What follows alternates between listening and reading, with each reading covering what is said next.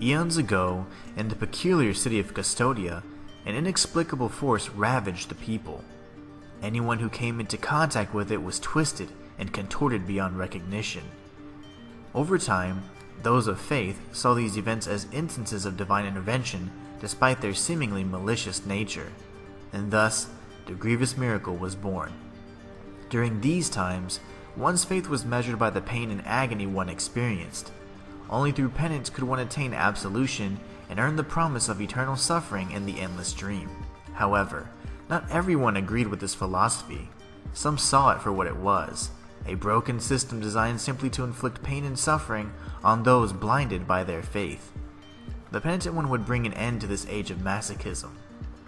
This is the story of a miracle turned flesh. This is the story of incarnate devotion. But before we travel down memory lane with the grievous miracle, it's time to give credit where it's due. Kudos to ZJD6040 for locating the Easter egg hidden in the last thumbnail. If you look closely, you'll notice that the twisted one is hidden in the top left hand side of the border. If you're new to the channel, I've started playing a game with viewers where I hide an Easter egg in the thumbnail of each of my videos. The first person to state what and where it is in the comments gets a shout out in the following video. Now, back to the matter at hand.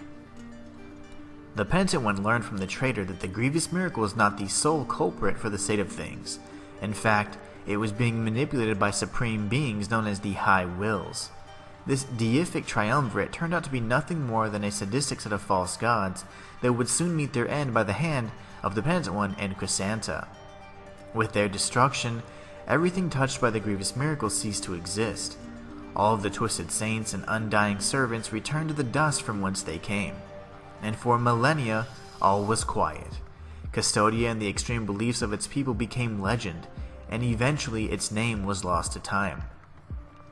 They say people have an innate desire to worship, and over time a couple struggling to conceive a child turned to their faith. It was this simple act of devotion that sparked the dying ember of the High Wills, and their prayers were answered. However, despite the passage of time, the capricious nature of the miracle was unchanged. Instead of giving birth to a child, the woman's womb let loose a plague of miasma and death. Time went on, and the people suffered in the ruins of the city of the blessed name. One day, a young boy, eager to see if the legends were true, limped across the barren wasteland that surrounded the city. His lips were cracked from dehydration, and his feet were scorched from the burning sands. Only a makeshift cane shaped from a twisted root aided him in his journey. When he arrived, he was devastated. The city was not an oasis, but a cesspool of death and disease. The boy looked up to the skies and made a wish, and sadly, the wish came true, and the heart in the sky was formed. It would serve as a symbol of hope to people of all faiths and promise a new age upon its birth. Eventually, the incarnate devotion was born, but something was amiss. One would assume that the miracle-made flesh would be all-knowing, but instead, after confirming its identity and revealing that it was the magnum opus of the remnants of the High Wills, it questioned its very purpose and reason for existence. Above all else, the High Wills desired to be worshipped for all eternity.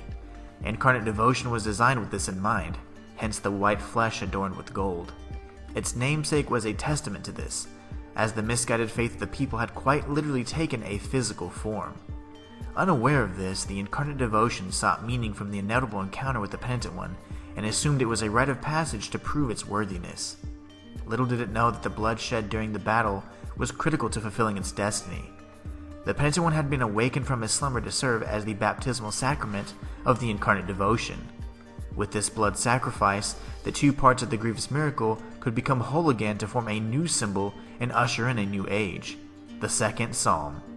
But what horrible atrocities would come from this new age? Perhaps a DLC with Chrysanta as a playable character? Only time will tell.